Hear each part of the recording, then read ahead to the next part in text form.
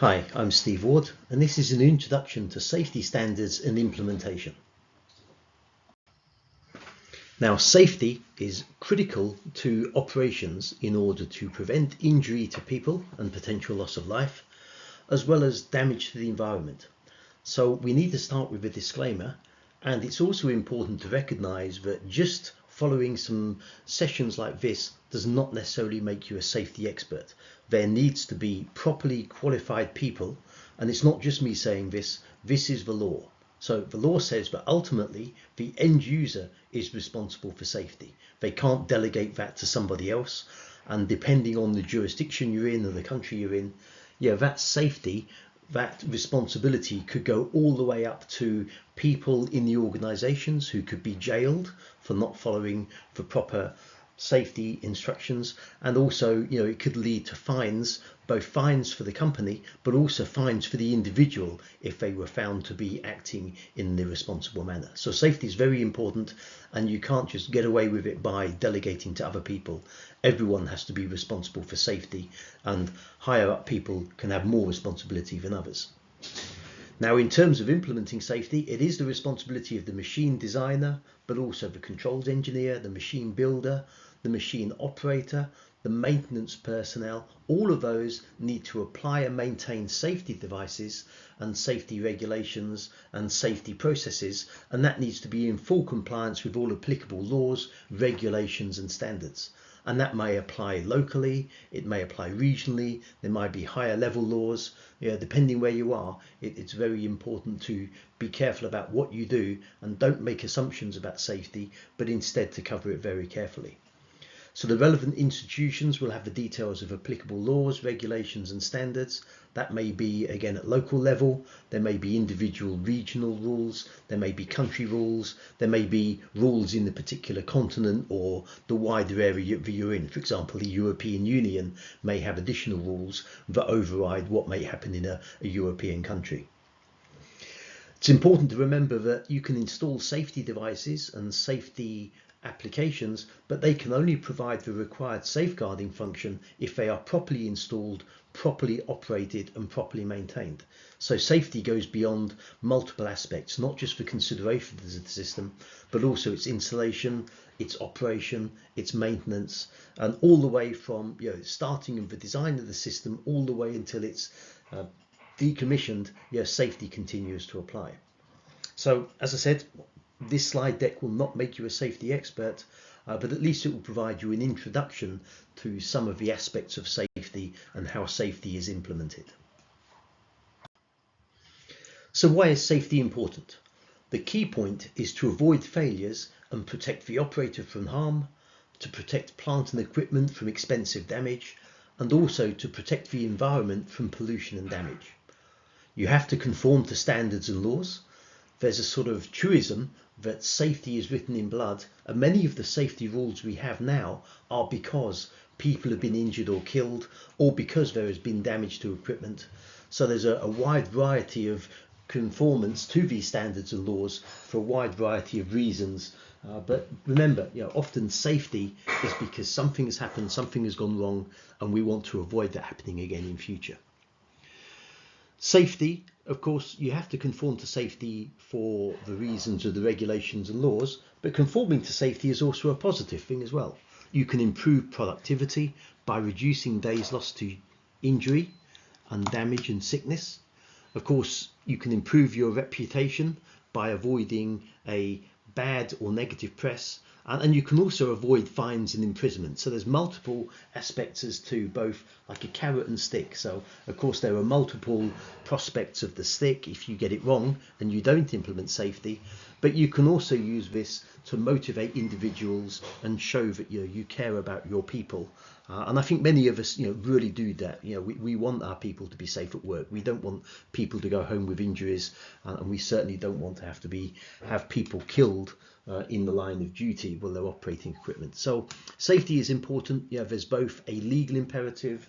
I think there's also a moral imperative there as well to keep things safe for people, and not just people, it's also about the environment as well.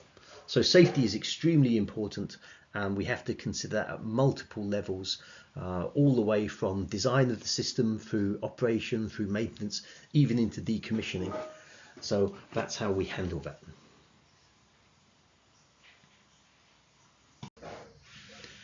So if we think about safety, there are some common risks which we can establish based on what we see when we're operating equipment or machinery. So there can be things like crush injuries.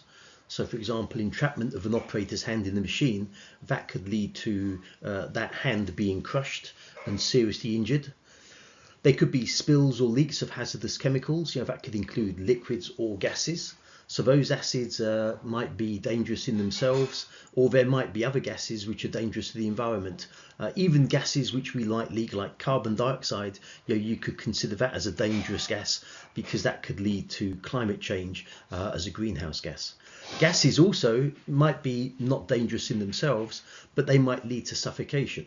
So, for example, CO2 is relatively inert, but if it built up in an area, particularly as it's heavier than normal air, that could cause someone to asphyxiate or have problems there. Carbon monoxide is extremely dangerous though. So there are lots of different gases which you might need to think about. Fire and explosions, they are significant risks. Mechanical runaway, this is something we see, for example, with steam turbines. If the rotor goes over speed, that can cause a serious accident or incident and result in damage to machinery. Obviously, the steam turbine can be destroyed, but that can also result in injury to people who might be nearby. Now, many safety issues are covered separately. There are specific rules. For example, in the UK, there are rules around electrical safety. There are separate rules around working at height. There are separate rules around working in enclosed area. So there are multiple aspects to safety that need to be considered. From a control point of view, when you have an industrial control application, some of these are outside the scope of the electrical control system. Some of them might be in the scope of the design of the system. But then there are also specific control system aspects as well that we might need to consider. So moving towards safety in industrial applications, there are two main parts of safety. We have machine safety and we have process safety. So machine safety is typically focused on more discrete applications, and it's focused on high demand or continuous failures and focused again on the operator more than anything else. The idea is there that safety operates frequently. For example, consider a machine where you're loading items into the machine to be processed on a continual basis. So you might have a guard that the operator opens to load the machine. As soon as that guard is open, the machine must be stopped, and then the operator can load in whatever item it is or unload an item depending which end of the machine they're at. They can then close that guard and then the machine continue to operate. So the focus is on stopping the machine, so the safe state is off or stopped, but the focus is on stopping that machine when the user is performing that loading or unloading action, and you want to prevent any movement which could cause injury to the operator. Equipment availability is not normally a concern because the machine reset time is usually very fast, and in some cases the machine resets as soon as you've fixed for safety conditions. So for example, if you're opening a guard to put something inside the machine, as soon as you close that guard again, the closing action is the reset action. But there may be additional reset functions. So for example, you might see an application where a user doesn't really have a guard as such, but they would have two buttons. So this is called two-hand control. The operator has to be pressing both buttons in order for the machine to operate, because that would indicate if they're pressing both buttons and they're physically segregated, the two buttons were further apart. People only have two hands, so that would imply both hands are outside the machine. So the discrete safety signal there is the buttons along with whatever control is required to actually stop the machine from operating. So you might see this with press brake safety guards. You might see a keep out zone in the assembly cell. Robot cells is common with guarding around those, and maybe with automated crane systems there might be safety guards, but this can apply to any sort of discrete machinery where the operator needs to be protected from moving equipment. Process safety is very different. This is focused on more low demand failures, but it includes asset and environmental safety. And unlike machine safety, which is operating frequently, process safety rarely and sometimes never operates. So for example, if you have an emergency shutdown system, you don't want the system to shut down, because that would imply something's gone catastrophically wrong. Same, for example, if you've got a fire and gas system, that implies if a fire and gas system triggers, you've got a fire, and you would hope those events would never happen. But the safety system is required just in case. But it may be that in the life of a safety system, it never operates other than for testing purposes, which might only be once per year or less. Now, in process safety, the safe state can be either off or on. So, for example, in an emergency shutdown system, typically you want to close a valve or stop a process, so the safe state is off. But if you've got a fire and gas system, you might want to open the valve in order to release an extinguishant. So that might be water, or it might be halon or some other sort of extinguishment. And in that case, you're opening a valve, so the safe state is on rather than off. Equipment availability can be a concern. Process reset time can be very long. If you shut down an oil rig, it could be several hours or sometimes even days before the system can start up.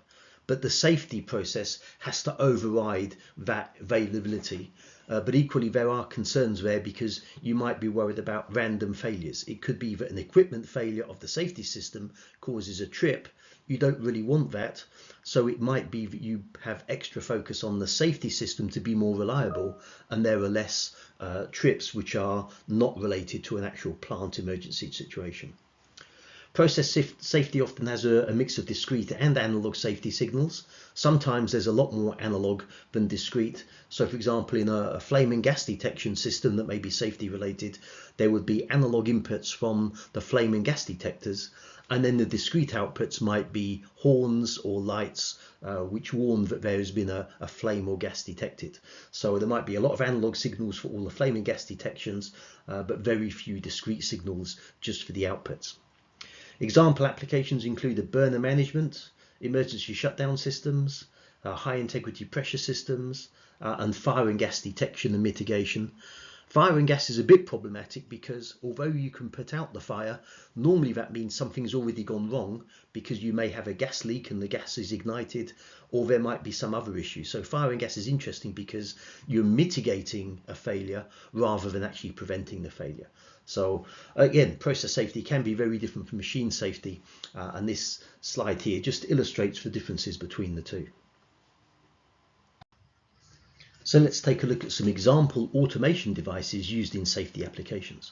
So for machine safety, we've got emergency stops, light curtains, pressure mats, guard switches, that two-hand controller mentioned.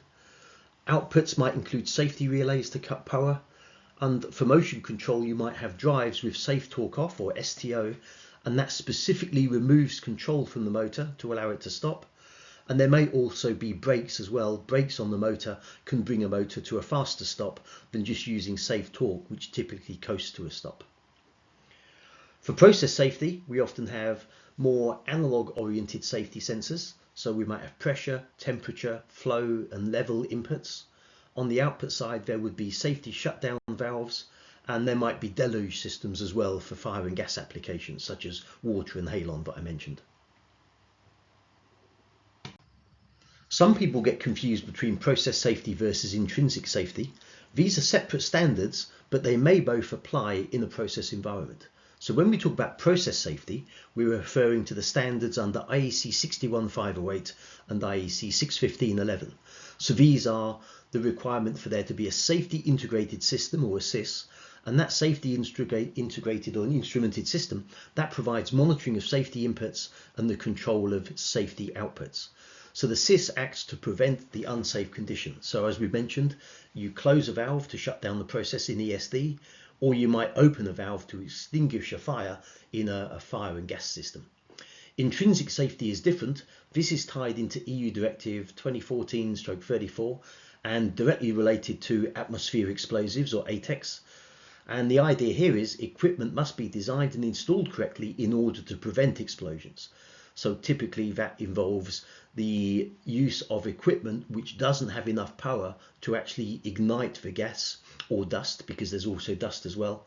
And it also may involve limiting the temperature that the equipment runs at in order not to ignite a flammable material.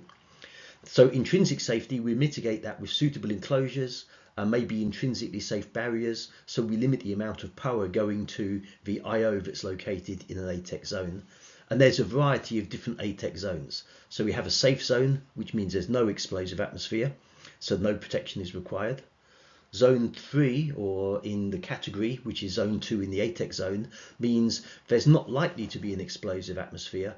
And if there was an explosive atmosphere, it would only be there for short periods of time. So level of protection is normal operation, but you do need some protection just in case there was an explosive atmosphere present. So ATEX 2 has slightly higher requirements than the safe zone. Zone 1, or category 2, this is where the likelihood of an explosive atmosphere is high, so you need a much higher level of protection. So you need to limit the power, you need to limit the voltage and the current, and that can be done using intrinsically safe barriers, or possibly you might use specific enclosures like an EXD enclosure. Zone 0 means that the probability of an explosive atmosphere is continuously present, or it's there for long periods of time, and then you need an even higher level of protection. So that's where gas is pretty much there all the time, and the risk of explosion is pretty much continuous. So zone 0 just need very specific protections. But that's different from process safety. Process safety is more around the control equipment to perform the process safety itself, where intrinsic safety is around just limiting the temperatures and the energy to avoid igniting a gas or dust.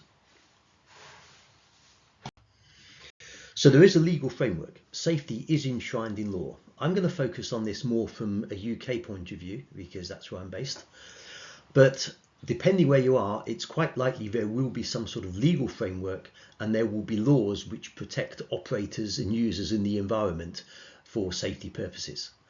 So in the UK, we've got the Health and Safety at Work Act, written in 1974, and also the Management of Health and Safety at Work regulations from 1999. They apply along with Corporate Manslaughter and Corporate Homicide Act of 2007. And these effectively say that the employer has a legal responsibility under the legislation to ensure the health, safety and welfare at work of their employees. And the scope of employer, that covers managers in the employment area. It also covers directors, and it even potentially covers workers. If workers are found to do something which is irresponsible, all of those levels of people can be held liable for breaches of safety. Now, the Health and Safety Executive itself, it can issue an initial notice of improvement or prohibition to an enterprise that's breaching legislation, and further breaches can incur more and more fines. So starting at £20,000, and then also issues that endanger human lives can result in unlimited fines, up to life imprisonment and disqualification from running or owning a business. So the categories can go there very high, including imprisonment and fines for individuals as well as for the organisation. In 2018 and 19, the average fine was £150,000, and the largest UK industrial related fine in 2021 was £787,500 plus £33,000 in costs. That's about $1 million. And that was about a Young Seafood was the organisation. They were fined over a worker's hand who they had their hand mangled inside a machine making fish cakes. So a food processing plant, a user lost the use of their hand, and the employer as a result was fined approximately $1 million or £787,000. Now there's a corresponding EU framework directive 1891/391/EEC. This established general principles for managing safety and health. And also there's the EU Machinery Directive, which was established in 2006, EU Directive 2006/42/EC, and this establishes safety requirements for operators and machines. So lots of regulations around this.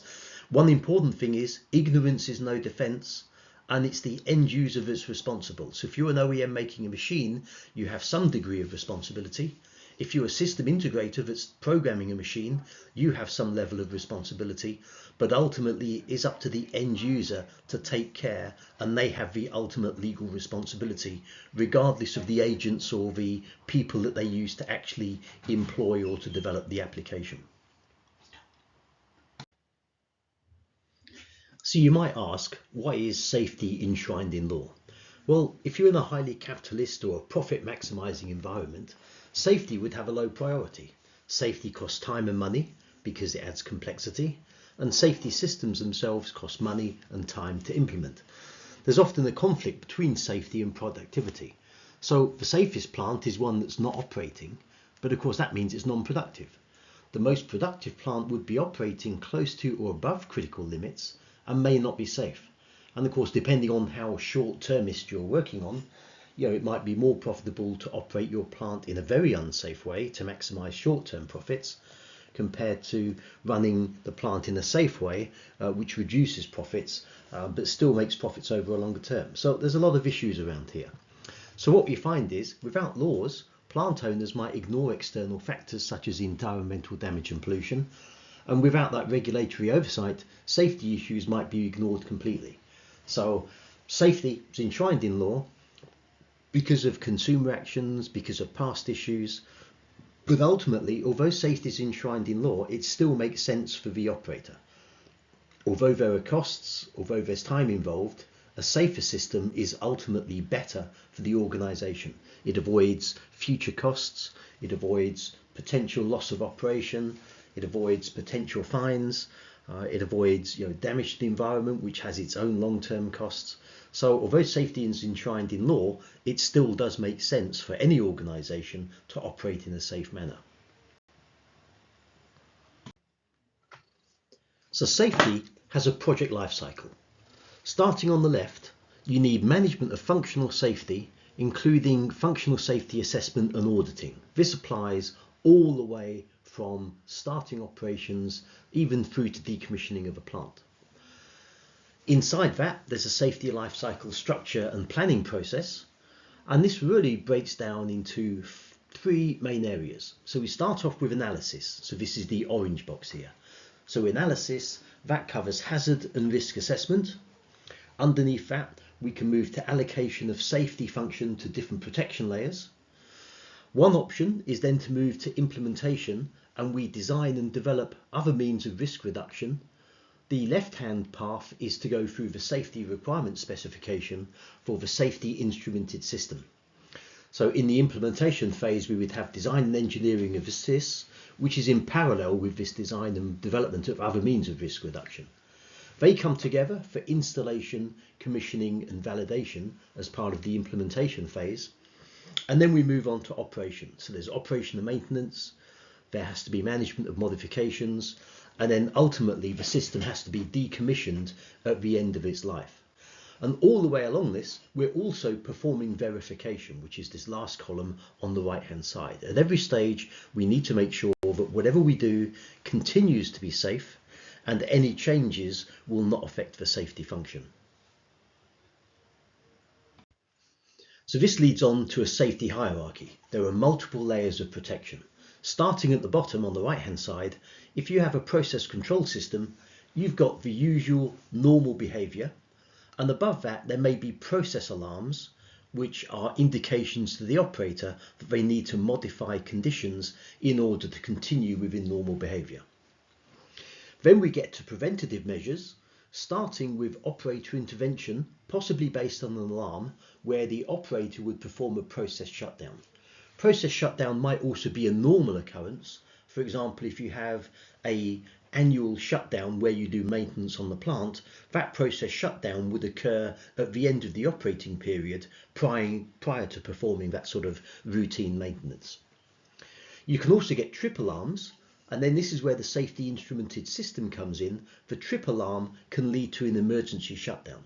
So you might not want to shut down the application because you might be hoping to have normal production, but if there was some event which meant that you couldn't have normal production, this is where the emergency shutdown would come in.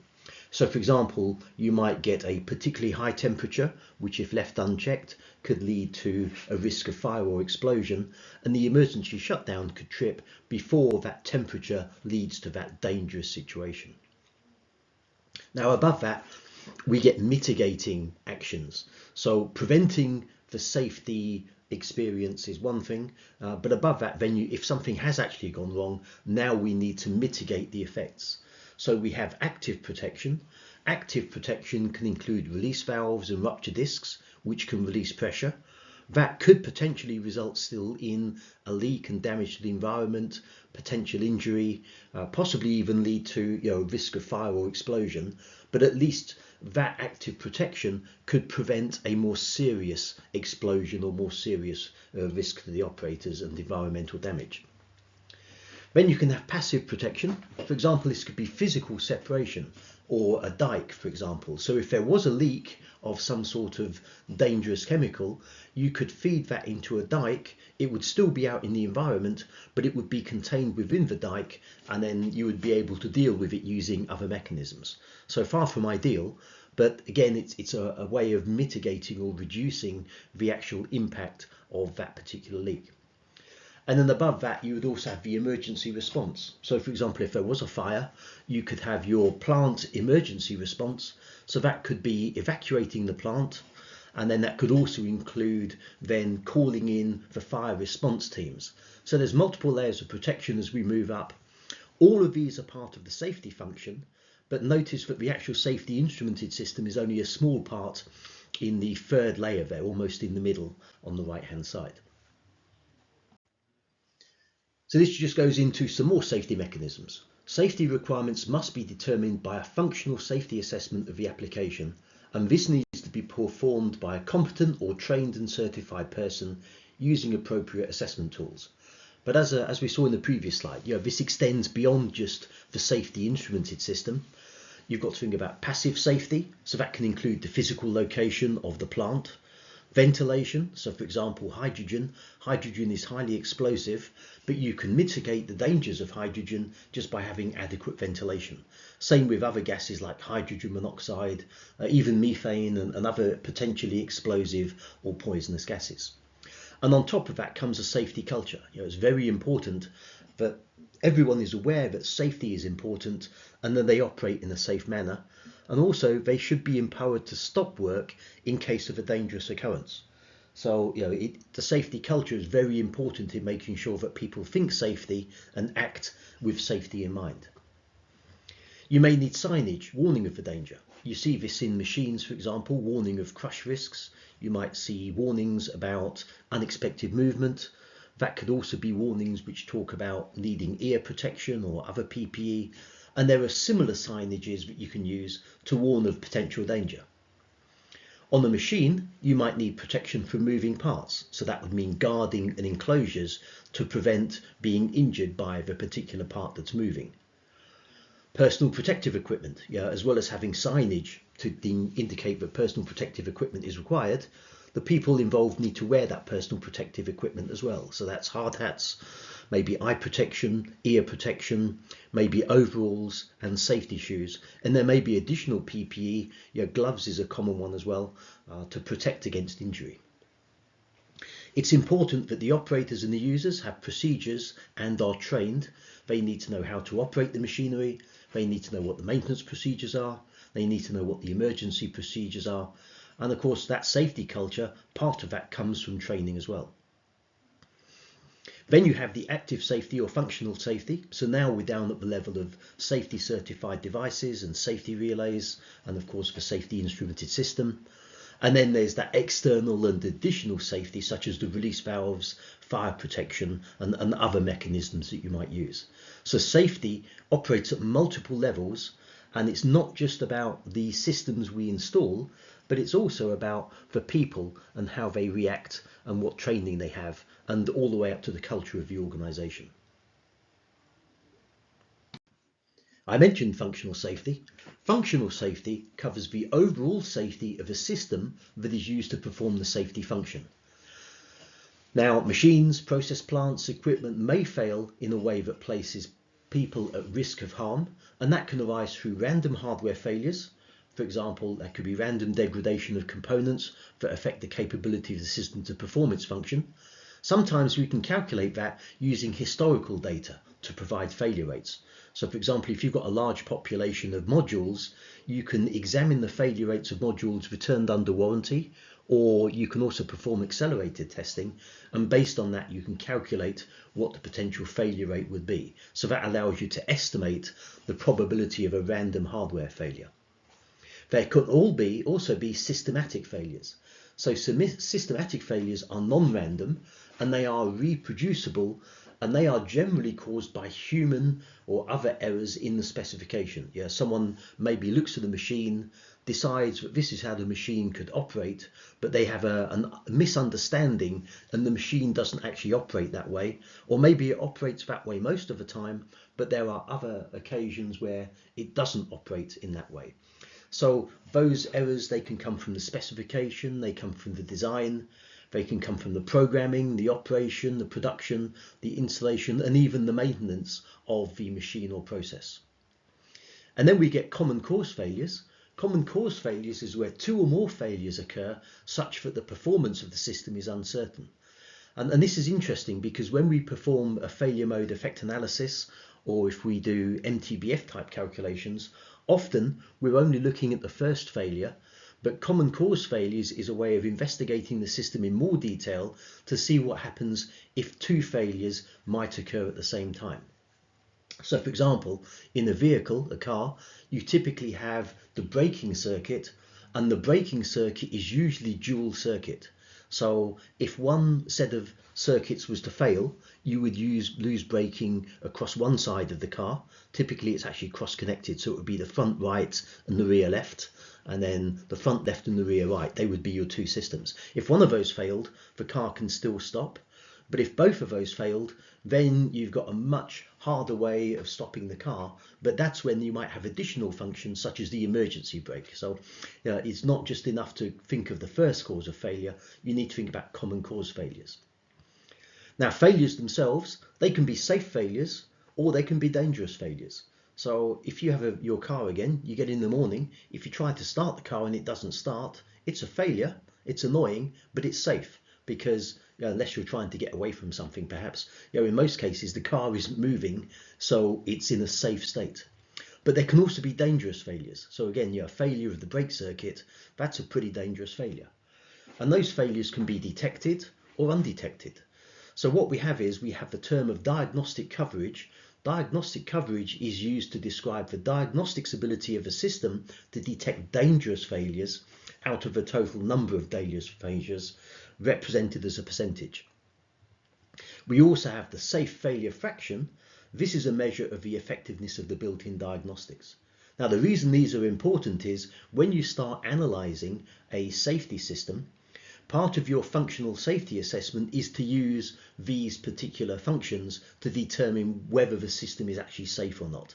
So you need to know what the failure rate is, you need to understand what might be systematic failures and common cause failures, you need to look at the diagnostic coverage, you need to look at the safe failure fraction, and typically as part of the functional safety assessment, the outcome of that would be a value which tells you what SIL level you need in order to reduce the number of dangerous failures to an acceptable state.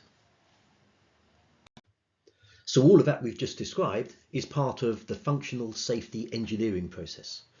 So what the functional safety engineering does, it supports the functional safety assurance by reviewing the engineering design.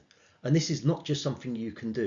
You do need to be trained on this. A functional safety engineer is a specialist function with requirements to prove the competence. It's not good enough just to say, I've got some experience in this, or I've done it before, or I read a book, or I watched a YouTube video. You do require functional safety training.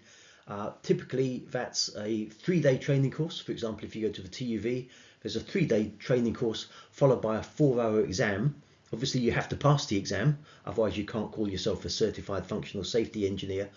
And also that expires after a certain amount of time. I think it's 10 years, but every 10 years you need to retake the exam, and if you fail the exam then you'd have to retake it again, and you might need to go to retraining. So it is quite onerous to be a functional safety engineer, but it's a requirement in order to understand the processes required. And what the functional safety assurance process is doing, it's managing part of the safety of the engineering design. This means managing and planning safety related requirements and understanding the associated controls and software.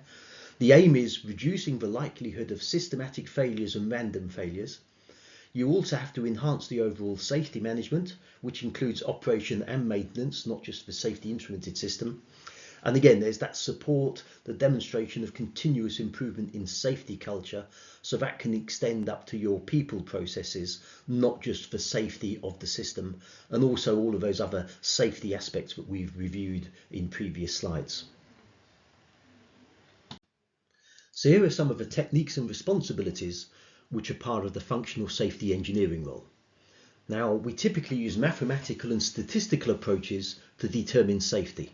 The reason is we can't know that a particular item or process or device will fail, but by looking at similar devices or by looking at other devices made in the same way, we can use a statistical approach and we can say this is what is going to happen.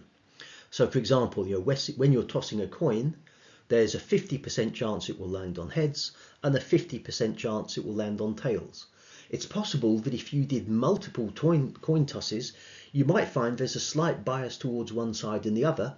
So that statistical history can be used to say, actually, if I toss this coin 100 times, there might be a 51% chance of it landing heads and 49% chance of landing tails.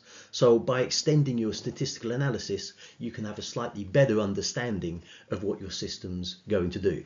Of course, coin tossing is effectively random. You would be hoping in a safety system that your statistics was much more reliable than tossing a coin. So using these mathematical and statistical approaches, we typically start with a hazard and risk assessment, which is also known as a HAZOP, and this is used to create the safety requirement specification. So this can use multiple techniques and methodologies. We might look at the consequences of failure, we might look at the frequency of failure, and we might look at the possibility of avoiding risk. And for that, there are tools we can use like a risk matrix. We can then perform a failure mode effects analysis, or FMEA, and this is a qualitative approach which allows us to say, if this happens, what are the results? So for example, in your vehicle, if your brakes fail, what happens?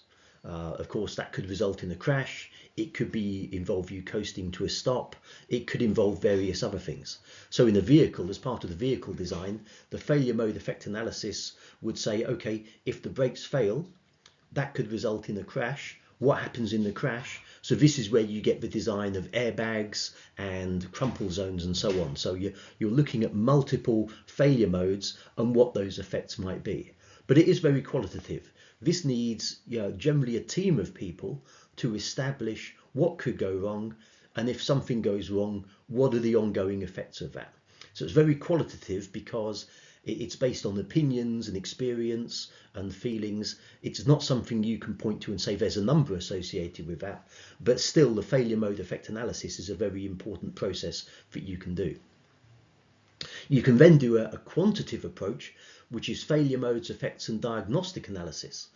So this is a slightly different approach where now you take a quantitative approach and you assign probabilities and values to some of these aspects. And all of these can help you then allocate safety functions to different protection layers by understanding what could go wrong and what could the effects be. And then you can move on to risk reduction by defining mitigating factors. So for example, if you know your brakes are going to fail in a car, then you might say, I'm going to compensate for that by having dual circuit brakes, which is actually what you have in most vehicles. Dual circuit gives you more safety. If you've got larger vehicles, they also have additional safety mechanisms where the brakes are normally on. So if you've got a large truck or a large lorry, when you turn the lorry on, it takes a couple of minutes for the pneumatic system to charge up to disengage the brakes so you can drive off. If the brake system fails, each individual brake engages automatically based on springs. So there's additional safety for a larger vehicle because the risk of damage and injury is much higher if that was to go wrong. So again, it's all about defining these mitigating factors that reduce the risk after something has happened. So based on this, we can then perform calculations. We can calculate the safety integrity level, or SIL. We can calculate the performance level, which is PL. And these are based on things like the demand mode, such as MTTF, MTBF.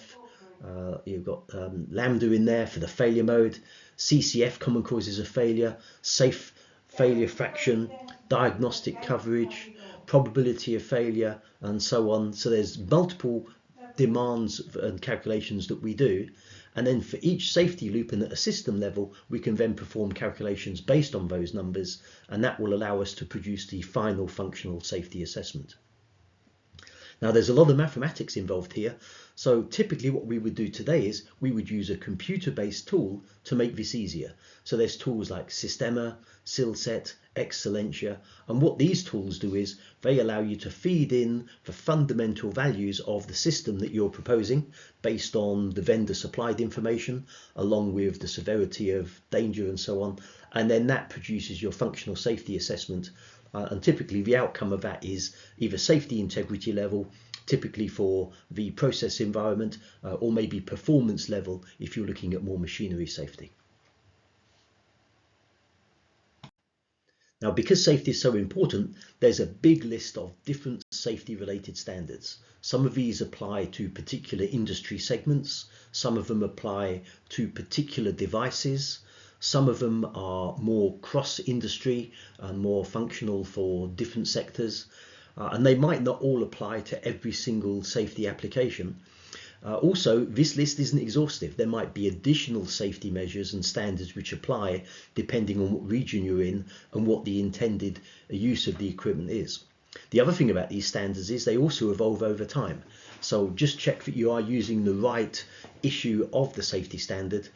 For example, you might have a 2009 issue of a particular safety standard that might have been superseded in, say, 2022. And then the standard itself, that will define, what is the current standard? Is it replacing the previous standard? Is it extending the previous standard? So yeah, having a knowledge and understanding of all of these standards is also very important in order to be involved in these safety applications. The functional safety standards that mostly apply in control systems can be compared in this way. We achieve functional safety when the specified safety functions of the safety-related system can satisfy their required safety performance. In other words, they have to be able to operate as expected when they are demanded to do so. Now, typically the way we do this is with functional safety is undertaken by active systems. There may also be passive means as well, but the primary standards start with IEC 61508. So an IEC 61508, this is an overall safety standard that applies to the actual vendor hardware itself. So if you have a safety instrumented system, it will typically be approved under IEC 61508 to a particular level of SIL or maybe a performance level. However, IEC 61508 doesn't mean that the overall solution is safe, it's just a safety standard for the equipment itself. So we have to use another safety standard that applies to the machine or process. So for machine safety, we can use ISO 13849. So this is the International Standards Organization functional safety standard, which is based on performance levels. There's also a corresponding IEC level, which is more European based, and that's IEC 62061. And for that one, it's a similar safety standard, but this uses safety integrity levels. For process safety, we use IEC 61511. And for this one, this again is an IEC standard, and again, this is using a safety integrity level. One important notice here, though, is the IEC 62061 safety integrity level is not directly comparable with the IEC 61511 safety integrity level. They are calculated and implemented differently. And also, the IEC 61508 doesn't imply that your machine or process is safe, only that the safety equipment itself is safe. Now, what these standards do is they define risk reduction levels for a given application, and each increase in level corresponds to an order of magnitude reduction in risk. That's this risk reduction factor, or RRF. So if you've got SIL 1, SIL 1 is a 10 times reduction in risk. So it means the chances of something going wrong are 1/10 of a normal control system. And when I say going wrong, I mean going into a non-safe situation. It might go wrong and still be safe, but what we're worried about is unsafe conditions. SIL 2 is 100 times reduction, so there's only a 1% chance that it will result in an unsafe condition compared to a non-safety system. If we go to SIL 3, we're now looking at 1,000 times reduction, so 0.1% chance of a non-safety situation compared to a non-safety system. And potentially we could go to SIL 4, although in practice I don't see this in safety instrumented systems, but SIL 4 would be a 10,000 times reduction, so 0.01%. So each risk reduction corresponds to the likelihood and severity of a failure. Interestingly, what this means is a higher risk means greater SIL is required, and also vice versa. So there's an interesting implication there when it comes to designing your system. The higher the safety integrity level, the more work you need to do to make sure your system is safe, the more work the vendor needs to do in terms of testing and compliance and so on. But potentially this also has impacts on operating your plant. If you've got a plant that needs SIL 3 safety, then that would imply to your insurer that it's a dangerous plant because you've had to fit a SIL 3 safety instrumented system. So that's going to cost you more in terms of your insurance compared to, say, a SIL 2 plant. There are also other things you can do as well with mitigating factors. You may be able to downgrade from SIL 3 to SIL 2 by having more manual inspections. So for example, if you're concerned about fire, you can reduce the risk by having more regular people patrols to see if anything is actually on fire compared to just relying on your safety instrumented system. Conversely though, people are also looking to reduce the manning on their plants, so it might go the other way. You might reduce your fire patrols, but that means now you have to install a SIL 3 system and not a SIL 2 system to make sure you get that coverage for the potential risk of that fire. So very interesting, the relationship of risk to SIL and also what it means in terms of potentially operating your plant. So safety integrity level, or SIL, the ultimate requirement is that if you have a SIL 3 plant or a SIL 3 safety requirement, your solution must match that requirement. So if you have a SIL 3 plant, you need a SIL 3 safety system. Same as if your plant is SIL 2, then you can get away with a SIL 2 system. Higher SIL is not necessarily better than lower SIL. SIL 3 does provide higher protection than SIL 2, but as we've seen, it will cost more. You have to have a more comprehensive system. You might need more components, you need more diagnostic coverage, and that means the resulting plant will cost more to run and insure. As we mentioned, some SIL 3 applications could be downgraded with more manual inspection. You can also elevate to reduce the amount of manual inspection, but then you pay more on your control system. Some applications will always be SIL 3 because of the risk of injury and damage to the environment, such as, for example, if you've got a gas well or an oil well and there's a blowout preventer, the blowout means that your oil is now leaking into the environment, and because of the risk, that has to be a SIL 3 application. So you can't reduce the risk by having more inspections of your gas well. You still need a SIL 3 blowout preventer to act as fast as possible in order to prevent damage and leakage of oil and gas to the environment. Now, an interesting corollary here is I do see a lot of specifications asking for SIL, certainly for SIL 3, because there is a perception that SIL 3 is better than SIL 2. So if you're working in the safety world, you sometimes need to have that discussion with the client to understand what do they mean. Do they really need SIL 3? Can SIL 2 work? And often what you'll find is the customer hasn't performed the functional safety assessment. So actually they don't know what safety they need. And this is an important aspect. The safety assessment, the functional safety assessment, the HAZOP study, that must be performed in order to determine the SIL level. You can't just look at a system and say it's going to be SIL 3, with the exception of maybe that blowout preventer. But instead, you've got to examine the complete system, and not just the safety instrumented system. It goes all the way across the system from the start to the end. So you have to analyze all the way through the sensor, the safety instrumented system, and the actuator.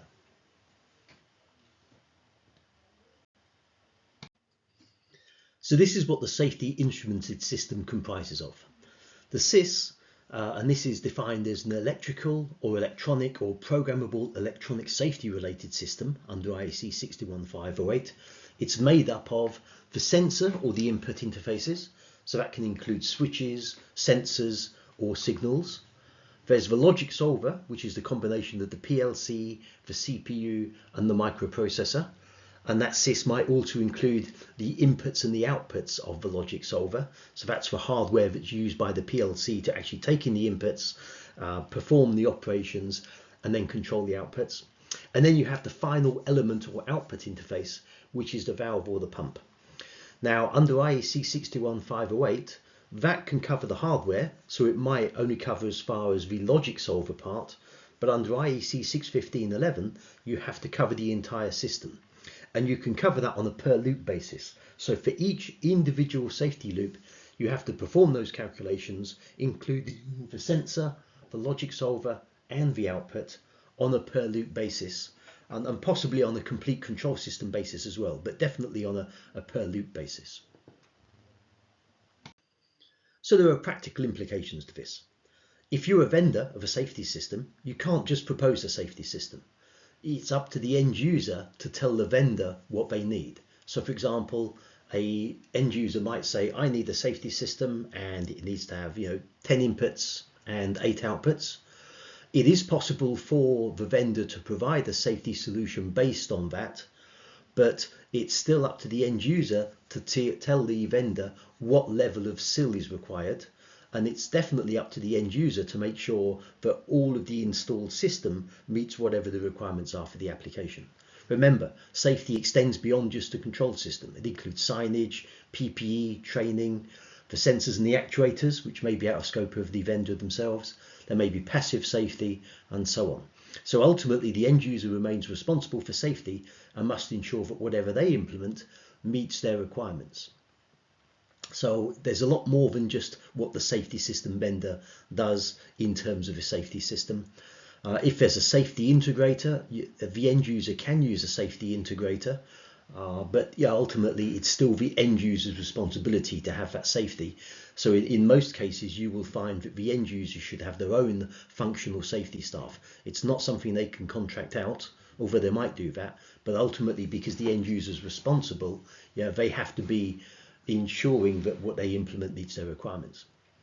So the end user, they can employ their own safety personnel to perform a functional safety assessment, possibly subcontracting, but ideally using their own trained employees. Those safety personnel are also required then to ensure that systems are installed and operated in a safe manner. And then all of this safety system needs documentation, and you need a competence management, and all applications requiring safety are covered by this. So it's very important to note that the vendor can only offer very limited guidance on safety. It's entirely up to the end user to make sure that the system that's installed is safe and meets their requirements. So now we come to the requirements for a SIS. Some of these are relatively straightforward, but there are also some additional tests that need to be performed and some approval that's given by an external approving body. But before then, typically the SIS has to have some additional diagnostics to make sure that it can be used in the safety applications. So there needs to be the hardware itself with configuration support. There need to be the additional diagnostics. And a key point is that if the SIS fails at all, it must fail to a safe state. If there is a failure to be able to fail to a safe state, that failure must be detected and reported before the system is required to operate. There also needs to be a password and locking mechanism so that nobody can interfere with the SIS. Once the vendor has implemented these items, then they can take that hardware and possibly additional programming software and maybe documentation, and they can take that to a vendor and get that approved by this external approving body. And the standard that applies is, as we've seen before, IEC 61508. Now, some approving bodies allow proving in use because it could be that you've got hardware that can meet safety requirements already, but most of the time you actually have to prove that the hardware will meet the requirements independently of any previous use. The result of that is a safety certificate and a report that describes how the safety certificate was achieved. Now, what you generally see today is if you do have safety modules, they are normally dedicated modules for safety purposes, So they may be based on standard modules, or they may be completely different modules, but they are usually now dedicated safety modules, and typically they come with a yellow cover, and the yellow cover indicates that this is a SIS or a safety device. Now the vendor should also offer a safety manual, and this details safe installation and use.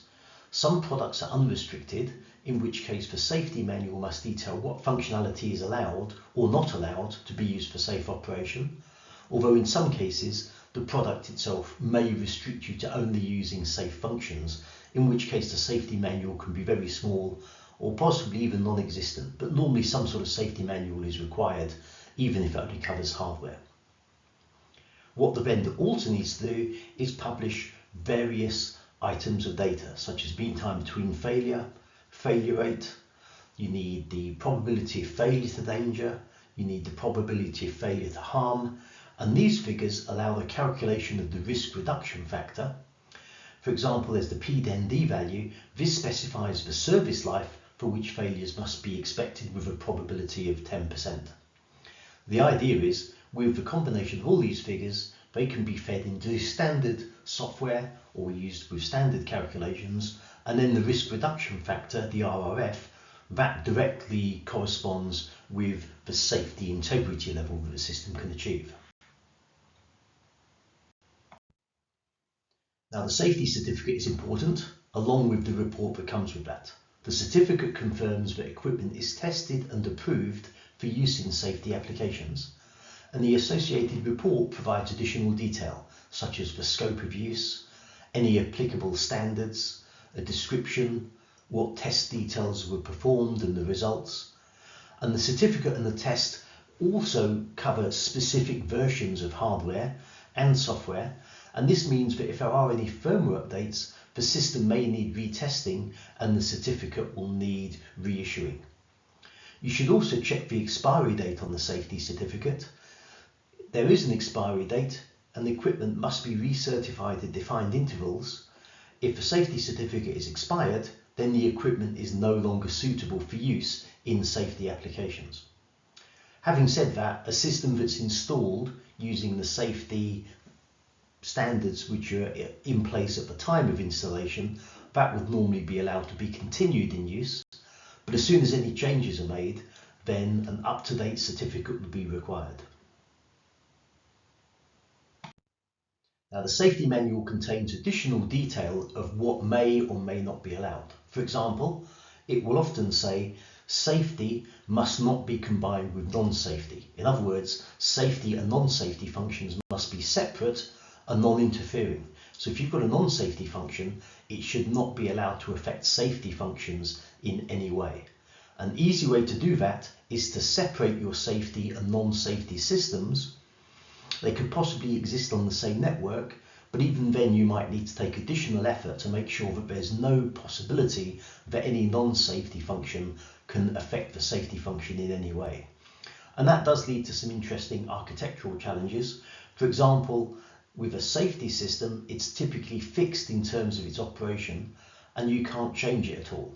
However, there may be opportunities for bypass and diagnostics and maintenance, but generally the safety function is fixed in terms of what it does, even to the extent of the set points that are used. It's very rare to download any set point to a safety system because they are all pre-configured. Now the safety manual may define the architectures and I/O modules that may be used. It may go into detail on the hardware, firmware and software versions to be used. There may be a list of instructions and functionality that may or may not be used. For example, certain programming functions are less determinate than others, and it may be that those indeterminate functions are restricted. For example, sequential function chart, which is a high-level programming function under IEC 61131 Part 3, has various different options in it, and it may be restricted from being used because those options can lead to an indeterminate state. Floating point values may be restricted, and the reason for that is it's okay if you use less than or greater than functions, but if you compare two floating point values together, even though they look the same, they may not match. And that's down to the binary representation of those floating point values. So for example, you might get a floating point value which looks like it equals a value of 2. You compare that with another floating point value which looks like it equals a value of 2, but actually one might be 1.9999999 with lots of 9s, one might be 2 with lots of zeros, and then 1. So strictly speaking, they are not the same. Introts may also be frowned upon because they are also indeterminate in terms of the execution of the application. So anything that could be causing issues and affect the safety application, generally that's not allowed. And of course, it's important that the safety function will operate in a defined way. So again, anything that's indeterminate, not allowed. You want to make the safety system as well defined and determinate as possible. The safety manual may also cover network architectures, and it may even define that you have to use specific switches, although this might also be part of the safety certificate as well in terms of what can be implemented.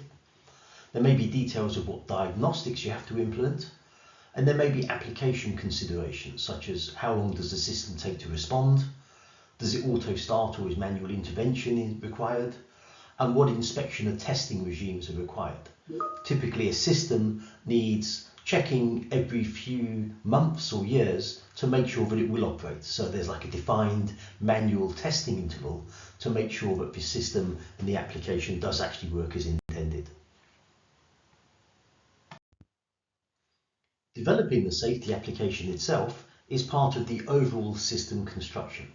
Typically, process design starts with the process definition, which is the process and instrumentation diagram, or P&ID, and sometimes a related control narrative. So this is the part that actually controls the process, and that process control system, that's what's implemented for normal operation.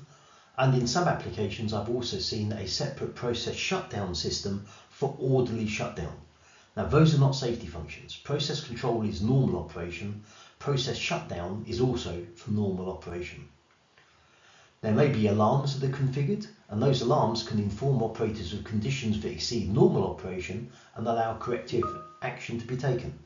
And typically what you do is you'd take the standard operating procedures that are developed, and the operators would be trained on that process, and the alarms are part of the normal operation, although they can extend into alarms that might be there for safety purposes. But usually P&ID, process control system, process shutdown system, alarms, all part of normal operation. Now, as part of a functional safety assessment or HAZOP study, this would check the system and check the operation of the plant, and it would ensure that any risks are contained. And if the risks aren't contained, this is where it might be possible that you would add a safety instrumented system. Not every application needs a safety instrumented system. It might be there are no hazards, but equally, if there is a possibility of explosion or fire, or if you're dealing with hazardous substances, then it's likely that you would need a SIS. Now, the important thing about the SIS is it is separate from and non-interfering with the process control system and the process shutdown system, and it typically operates around outside it, which is why we've got these layers here in this diagram. You start off with the basic control system, the safety instrumented system is around outside that. But the safety instrumented system cannot be affected by the standard control system, and it also must be able to operate regardless of what the process control system, the PSD system, is doing. So it's an overriding type of control system that performs the safety function when required. There may also be additional measures outside of the SIS itself. So that can include things like pressure relief valves, maybe fire control, and that can even extend to things like evacuation processes and so on, which are beyond the role of the safety instrumented system. The safety instrumented system is a mitigating factor, but if those actions do not mitigate whatever's going on, then it could be that then you have to take those additional measures in addition to whatever the SIS is doing. So as part of developing the safety application, you typically perform this safety development process, such as a HAZOP study, and the HAZOP study would include various stages with multiple people potentially involved. So you would investigate safety issues and hopefully discover them using a variety of methods, such as failure mode effect analysis and other measures. The safety application must then be developed to mitigate non-safe situations, and this of course is highly dependent on the application. You can't say for any particular application or any generic circumstance what is required. This has to be performed for each individual application. It will depend on geographic factors, it will depend on the types of chemicals or substances you used, it will depend on the nature of the machinery and the plant, it might even depend on what the particular industry is. So there could be lots of different aspects there, and that has to be individually developed for that particular application. Although we've got the basic sensors and actuators for the process control system and process shutdown system, there may also be additional sensors and actuators required for the SIS, such as you might want to check for additional temperatures or pressures or flows beyond what's required just for the control system itself. Now, this needs a lot of documentation. There is extensive documentation and testing of the safety function, and this is mandatory. For SIL 2, it's not too hard. But once you get up to the levels of SIL 3, you're talking about an extra order of magnitude of safety mitigation required, which implies an order of magnitude more safety issues. Then there's a lot more paperwork, a lot more documentation, a lot more testing required. So this safety application does come with a cost. It's the cost of the manpower and the time to do that work. You have the people involved. And it's also the documentation. The documentation must be stored and maintained. And of course, that's on top of the actual safety instrumented system itself. So then we can move on to implementing the actual functional safety part in the safety controller, or the SIS. The output of the HAZOP, or one of the outputs, is requirements for the hardware and software implementation. Typically, if you look at something like ESD, emergency shutdown, or fire and gas, this is usually represented via a cause and effect chart, which is effectively some sort of matrix. So there are a set of causes, and then there are a set of effects. So the causes are effectively the inputs into the system, and then the effects are the outputs of the system. So the cause and effect matrix, that describes what to do in case of a non-safe condition. For example, in an ESD system, typically a non-safe condition leads to the closure of a shutdown valve to stop whatever the process is doing and shut the system down so that it's in a safe state. In a fire and gas system, a non-safe condition will lead to opening of a deluge valve. So this could be to release water or halon or some other extinguisher. So interestingly, ESD and fire and gas work in opposite situations, although fire and gas is arguable because ESD is a safety mitigating factor, but you could argue if there's a fire or gas leak, you've already gone beyond that safe situation and now you're in an unsafe situation. So, but that's one for the purists to worry about. In terms of the control system, ESD is normally on and you turn things off when there's a non-safe condition or a trip. In fire and gas, when there's a trip or a non-safe condition, then you turn something on. You've also got to consider that a non-safe condition, that also might include the failure of the safety system itself. So there's an additional aspect there, not just of the plant and the process, but also the safety system. Now there are some systems that support direct implementation of cause and effect, but normally the cause and effect must be translated into whatever the available programming language gives you. So that might be ladder diagram, it might be structured text, or it might be function blocks. And the system safety documentation may specify what approach is required there in order to meet the requirements of the safety certificate. So that's where the safety manual comes in. The safety manual will describe how to actually implement functional safety inside the SIS. And then you need to test. Extensive testing is required to prove that the system will respond as is required. This is often simplified by splitting the application into separate safety loops or safety instrumented functions, and then what you can do is test each SIF separately to make sure that it operates. So for example, if you've got a cause and effect, then typically each output would be one safety instrumented function, and you can test that by operating only its inputs to make sure it works, although you may need to do some more work as well for your availability of your plant by testing additional inputs beyond the CIF inputs, just to make sure there isn't any unintended or cross operation of the different inputs, unless of course that's what the cause and effect chart says you should do.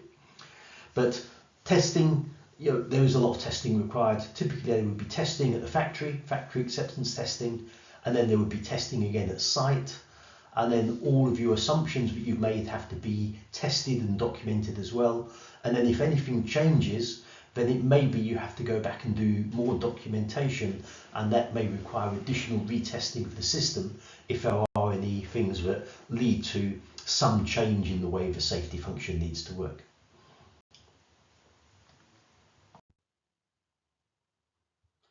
So here's a sample cause and effect. We've got 5 inputs.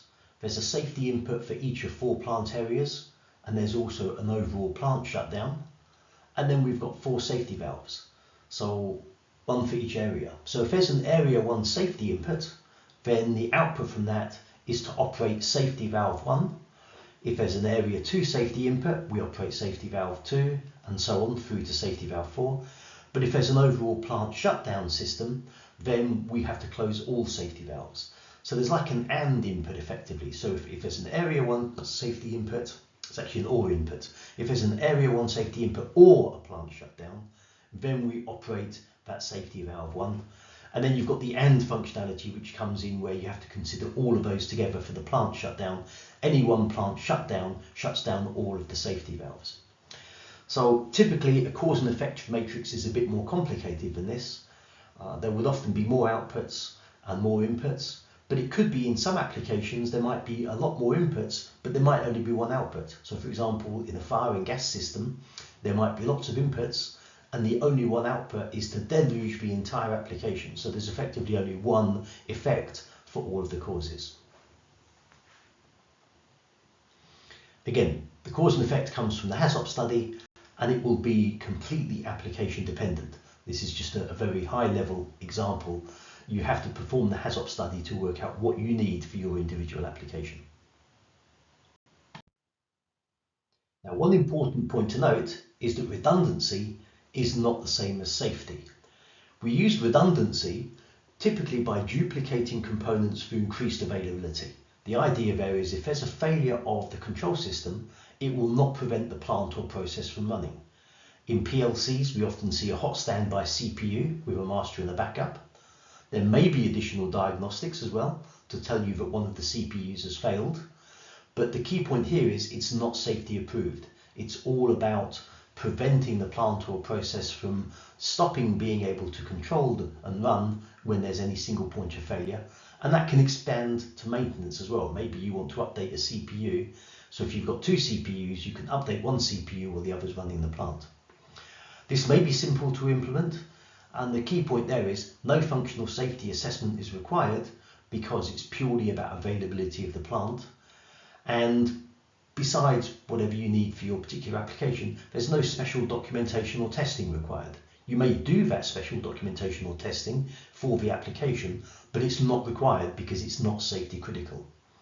And with this, you can normally use any sensors or actuators, and it doesn't matter what your PLC is because it's not safety related.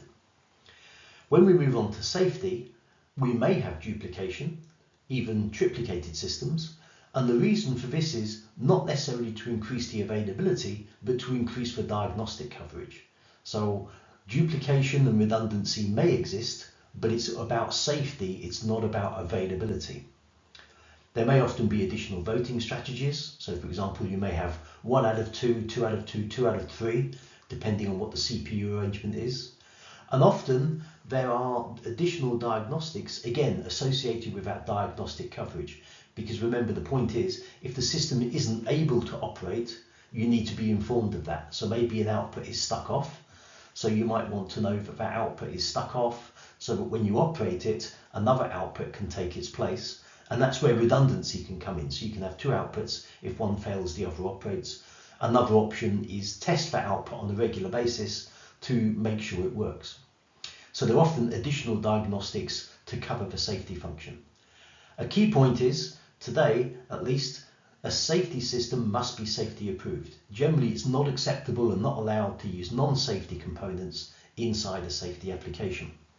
In theory, it might work, but in practice, if you haven't got all of that safety approval, and if you haven't done all of the calculations, and you haven't got a safety manual, and you haven't got all of the vendor values for PFD and so on, then it's not possible to implement the safety application. And even if it is, you're taking a big risk if something goes wrong, because it's much easier to say, well, we used all safety components, we performed the HAZOP and so on, rather than say, well, we didn't use safety functions and we had a big disaster. You know, it's not going to look good if you ever get to court or if you're standing up in front of any safety board. So safety approval is pretty much mandatory. Now, safety isn't necessarily simple to implement. You've got the requirements for the functional safety assessment and HAZOP, you've got the safety manual requirements, so it is more complicated than just standard redundancy. And you also need to go through the special documentation and testing processes according to whatever the safety processes and standards that apply. So for example, the hardware must comply with IEC 61508, the application must comply with IEC 61511.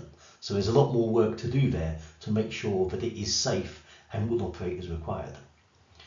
And another key point is, in a safety system, the safety instrumented system is not just the controller, it's not just the I/O modules, it extends to the sensors and the actuators, and they often need to be included in the safety assessment, unless they're very simple devices, but even then they need to be included in the safety assessment because they are also part of the safety application, and often they need to be safety approved themselves.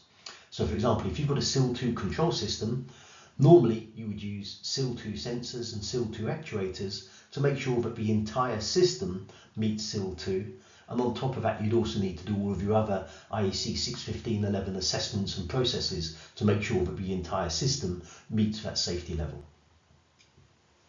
So to summarise, a safety system may be redundant, but a redundant system isn't necessarily a safe system. They are not the same, and if anyone tells you that a safety system has to be redundant, well, that's not necessarily true. You can have simplex safety solutions, but often they are duplicated or redundant for increased diagnostic coverage. But equally, adding redundancy to a standard control system, that doesn't make it suitable for safety applications either. And again, my advice is typically you would have a control system that's separate from the safety system. Whether they are redundant or not is entirely down to your choice of hardware, the safety integrity level, the availability you need and so on. But definitely redundancy is not the same as safety and vice versa.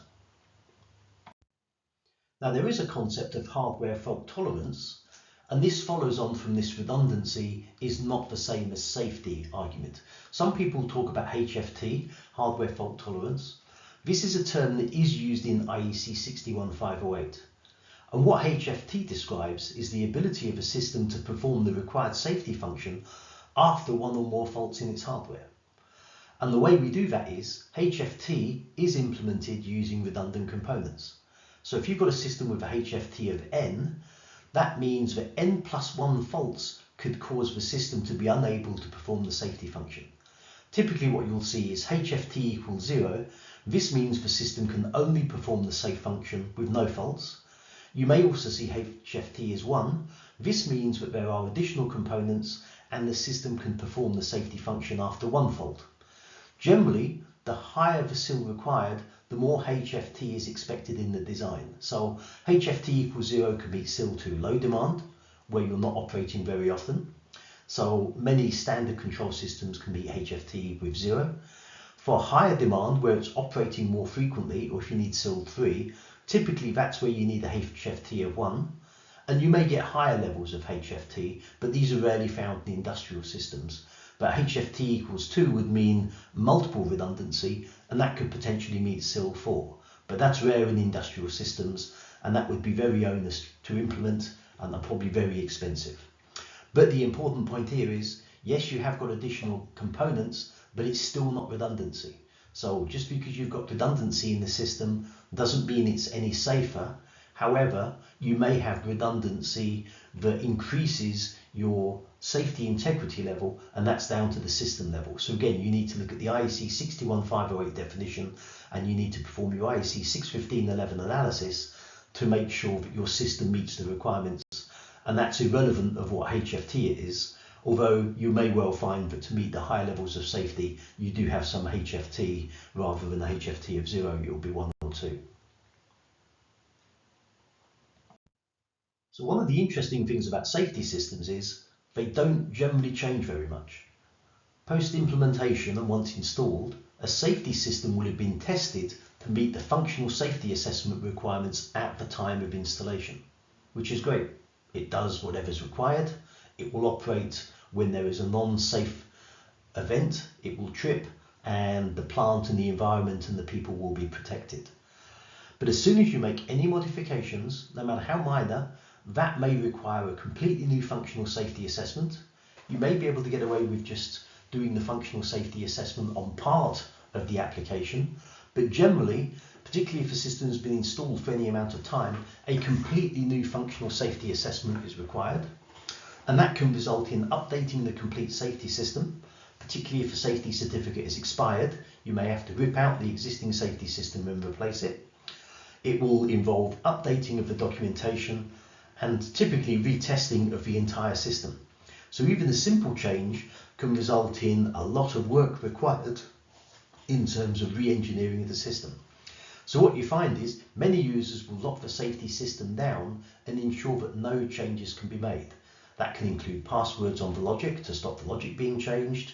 It can include read-only configuration on communications to stop any changes in any of the values.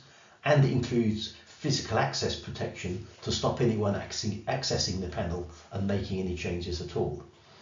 And that's an important point. Once a safety system reaches 10 years old, there's a good chance that it will be obsolete or it will require major updates. So even as something as simple as just updating the firmware on the CPU could lead to all of these changes being required. And certainly adding any I/O or changing any I/O functions, again, you've got this huge scope there that could potentially involve a major project, even if it's just what you might think is a very simple change.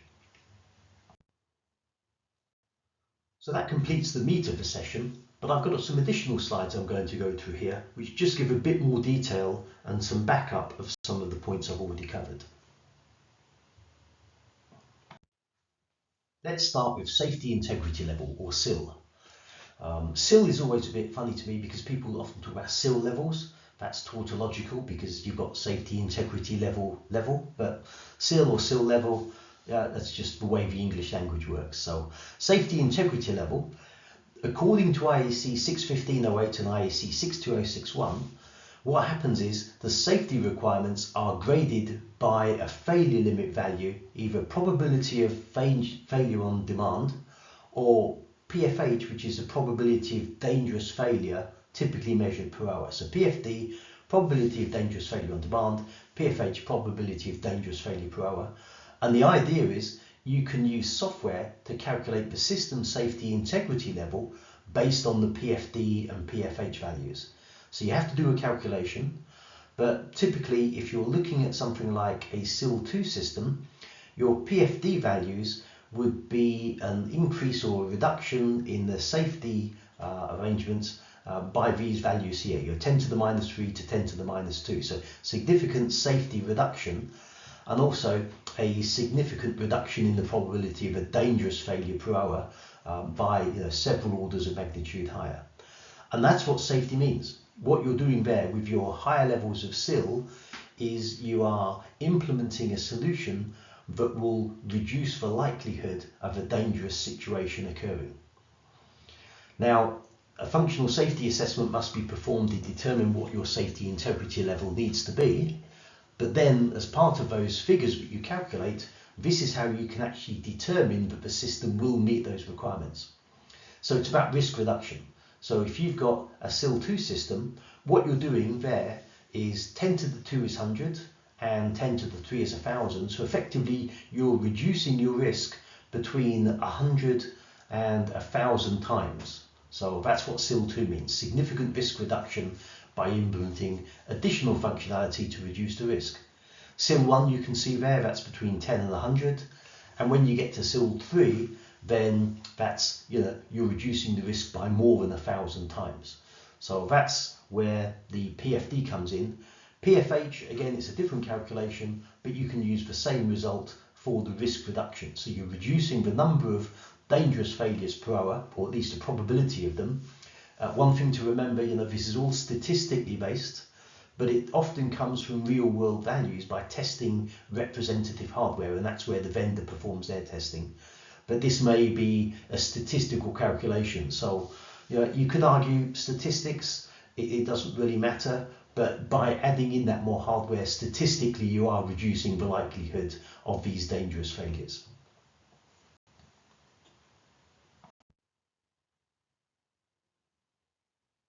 Now, we've mostly covered safety as it applies to process systems, so safety instrumented systems. There's also a possibility for using machine safety standards. So I'll just compare those here. You've got ISO 13849. This is focused on electrical and electromechanical systems. And then there's IEC 62061, which we also mentioned. This is focused on programmable safety systems. So there's a big difference here. One is more electrical and electromechanical, which can include safety relays. And then you've also got programmable safety systems, which may be source solid state. So again, you've got this same probability of dangerous failure per hour, PFH values. And then the real difference is that with ISO 13849, you have got the possibility of SIL or performance levels, and the same with IEC 62061. You've got these different standards for the risk reduction. So part of this is you've also got to look at the consequences of failure. So if you've got a very dangerous system, you could have the potential for multiple fatalities, and that would require SIL 3 or performance level E. And again, you can see that you've got to apply that big level of risk reduction based on the probability of dangerous failure per hour. So you've got 10 to the minus 7 to 10 to the minus 8. That's between 100,000 or a million or more. So very big risk reduction factor. SIL 2 or PLED, again, slightly less potential for major injuries or one fatality. And then you've got lower levels there. Normally, when people are looking at machine safety, they normally go straight to SIL 3 because there's quite a high likelihood of multiple fatalities. But maybe the actual system itself doesn't need that, but you often see SIL 3 as the rating for those machine safety type functions. And there are some example applications. So for example, you might have a SIL 1 system, might be automatic pedestrian doors. Potential for reversible injuries is possible, but not that high. And then you go up through something like a turbo compressor control system, where there is a very high potential for multiple fatalities. Again, you need to perform that functional safety assessment to determine the necessary performance level or safety integrity level.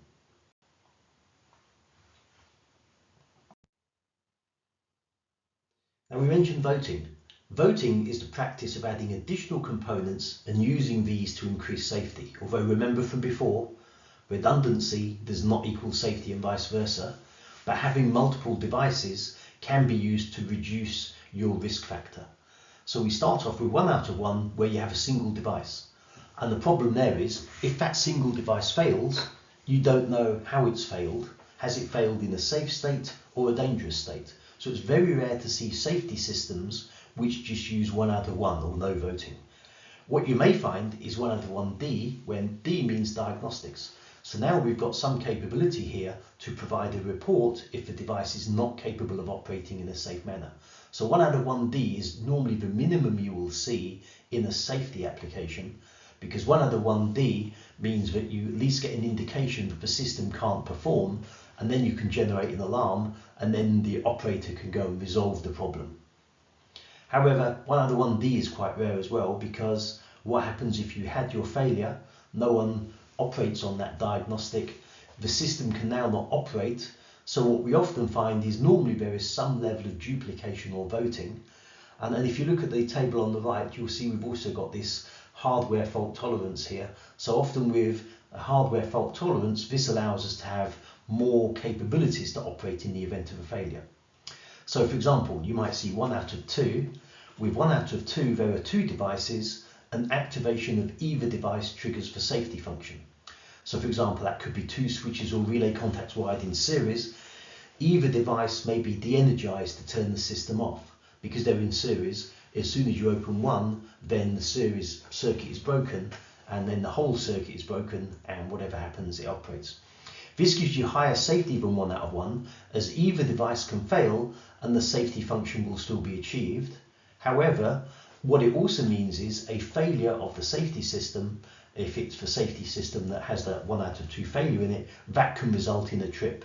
So it might be there's not actually a dangerous situation outside the safety function, it's actually the safety control system itself has the failure. But again, it's still safer than 1 out of 1 and arguably 1 out of 1D. 1 out of 2D with diagnostics is an extension of 1 out of 2 to report if a device is not capable of operating in a safe manner. But effectively by then, you might already have triggered the safety function, so you'll know something's gone wrong. So we don't often see 1 out of 2D, but it can be useful if you've got a large application where there might be multiple devices and you want to know where the failure is. Now 2 out of 2, this is a similar approach, but now we've got 2 devices and now you have to activate both devices to trigger the safety function. So for example, you might have 2 switches wired in parallel, both must be de-energized to turn the system off. So to me this isn't as safe because one switch might fail and the safety function won't operate.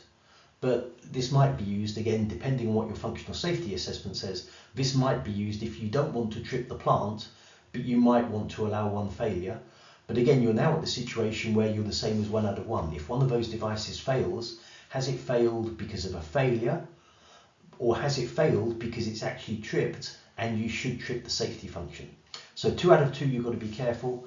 You might have a failure which is actually a dangerous situation, but it might not trip because you've only had 1 failure and you need 2 failures or 2 activations in order to actually trigger the safety function. Now to get around this is where 2 out of 2D comes in, so you can have a diagnostic to report if one of the devices is not capable of operating in a safe manner. But again, to me, you still face the same issue. One device might fail, yes, you get a diagnostic, but what you should have done is tripped the plant, but it won't trip until the other device fails. But 2 out of 2 and 2 out of 2D, they may be appropriate in maybe a fire and gas system where you don't want to operate until the actual issue is verified. But again, as I mentioned earlier, fire and gas is a bit problematic because you're no longer into safety mitigation, you're already in a dangerous situation. So you can argue whether that's allowable or not. But what I often see is in emergency shutdown systems, it's 1 out of 2, and in fire and gas, it's maybe 2 out of 2. Now you can go further than this. You can go to 2 out of 3, where you have 3 devices that vote. And now any 2 devices must operate to trigger the safety function. This is great for availability because you can have 1 device fail and you've still got a functionally safe system because you've still got 2 devices remaining. The downside is you now need these 3 devices and you need somewhere voting for these 3 devices. So it's a lot harder to do this. And that's why this is often associated with SIL 3 type applications, because you've gone beyond what you normally need just for SIL 2. So extra hardware, extra development, extra wiring, there's a lot of extra work when you get up to 2 out of 3 systems. And you don't necessarily need 2 out of 3 to achieve SIL 3. You can achieve SIL 3 with 1 out of 2 or 2 out of 2, maybe depending on the functional safety assessment. But a lot of the larger systems are 2 out of 3. And again, you can also have the option of 2 out of 3D with diagnostics, and that can report if any one of the devices is not capable of operating in a safe manner. So again, refer to the thing on the right, you have a table on the right, you've got those different levels of hardware fault tolerance depending on what is allowable in terms of the safety function.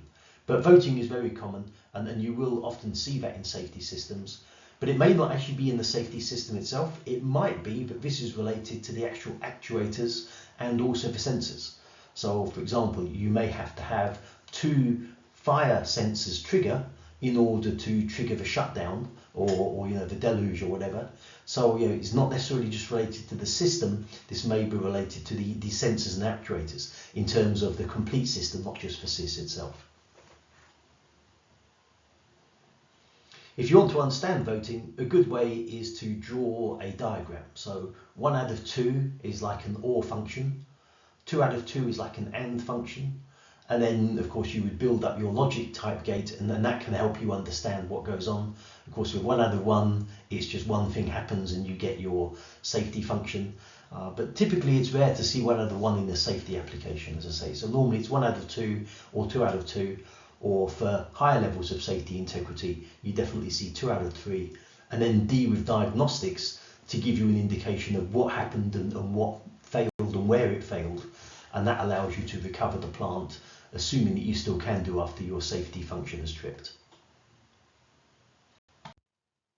So here's a bit more information on diagnostics. So as we saw, we've got things like 1 out of 1 D. D indicates diagnostics, which are used to increase the safety coverage of a system to ensure that it will operate when required or has operated when demanded. Not always possible. Sometimes the D only tells you that there's been a failure. And again, does that failure mean it's a failure in the device? Or is it actually a safety trip, something that needs to trip the safety function? So again, this is where the functional safety assessment comes in. But there's lots of diagnostics. You don't always see a D on the end of something.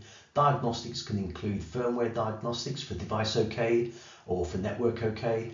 You might have dual or triplex inputs with a discrepancy function.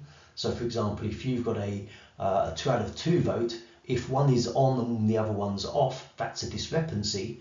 And you might use that to integrate to a third default signal to say whether the output should go on or off. So you often see these additional tests, and this is where you might increase the diagnostic coverage with redundancy. The idea is that you can get additional diagnostics to increase the diagnostic coverage, and that can help you implement your safety function. Outputs might have an input feedback to detect that the output actually is in the desired state. It's all very well energizing an output, but did it actually energize? If a transistor in a discrete output module has failed, does the output go on? If it was on, does it actually go off, or has it short-circuited and it stays on? So having input feedback, again, that's an additional type of diagnostic. On inputs, you can have multi-state inputs to detect wire failures. So you might use a resistor network, and that can detect an open circuit or a shorted circuit by having different levels of voltage or current on the wire. So you'd have short would be one level, on would be another, off would be another, and open circuit would be another. And that can be implemented using an analog input rather than a discrete input, so that you can detect the different levels. Another diagnostic you might find is pulse testing. This is where a periodic pulse test is sent to an output device, and the idea is you send a very short pulse, just a millisecond or so long, and that's enough to detect that the device is still there and that you haven't got a short circuit or an open circuit, but it's not long enough to actually energize a typical device. For example, a relay or a solenoid or a contactor, they can take anywhere from 20 milliseconds to 50 milliseconds or even more to operate. So if you send a very short pulse of less than that time, then that allows you to do your diagnostic testing without actually energizing the device. Another thing you might want to do is periodically disconnect the input or the output and send a test signal. And again, you might need some sort of feedback for that one to actually test it's done. And that can be combined with pulse testing as well. But the point about all of these is they do involve additional work. So the vendor may have implemented some of these. It may be part of the safety system, but some of them might be implemented by the integrator at a system level. And that can involve a lot of extra work. And again, testing, extra hardware, and so on. Now, you've got to be careful. Diagnostic events may trigger a trip. For example, we mentioned about a coil or a solenoid device that operates in 20 milliseconds. If you're sending a pulse test, if your pulse test is long enough, it could just be possible that your pulse test will actually trigger that solenoid. So for example, you might think your solenoid takes 20 milliseconds to operate. You might send a 16 millisecond pulse and you might think that's okay. But in edge cases, that might just be enough to actually trigger that solenoid and cause a trip of the plant. Whatever you're doing, of course, diagnostic events should be reported via some sort of alarm system back to the operators, be that however it works, via a HMI SCADA, or maybe by a light or some other diagnostic indication. And then of course they should be resolved as quickly as possible to return the safety function to its maximum operating state. And that brings us on to safety communications. Safety systems that are distributed may need to communicate, and you might also get communications with other devices like HMI SCADA as well. But for safe communications, then you have to have a protocol that is defined. So there's a choice of either white channel. White channel is where the entire communication channel complies with IEC 61508 and the IEC 61784-3 or IEC 62280. Generally, there aren't many examples in industrial safety systems. You could argue that ProfiSafe is white channel, but actually it's not, because ProfiSafe is black channel because it runs over Profibus or Profinet. So although ProfiSafe does claim to simplify design, it is possible because the PFH is defined, but I would argue that ProfiSafe is black channel. So the only time you might find a white channel example is if you've got dedicated internal communications, for example, across the PCB backplane. So what you normally find in practice is you find black channel. This is where parts of the communications channel are not implemented according to IEC 61508, but other parts of it are. And the reason it's called black channel is because you can't see inside it. It's black, it's not visible. So what this allows you to do is, using black channel, you can transmit safety related signals via standard communications media. So for example, you might have a safety protocol sitting on top of Ethernet, or maybe your protocol runs over Modbus TCP, but using a sort of secure or encrypted or diagnostic type function to make sure that it is safe.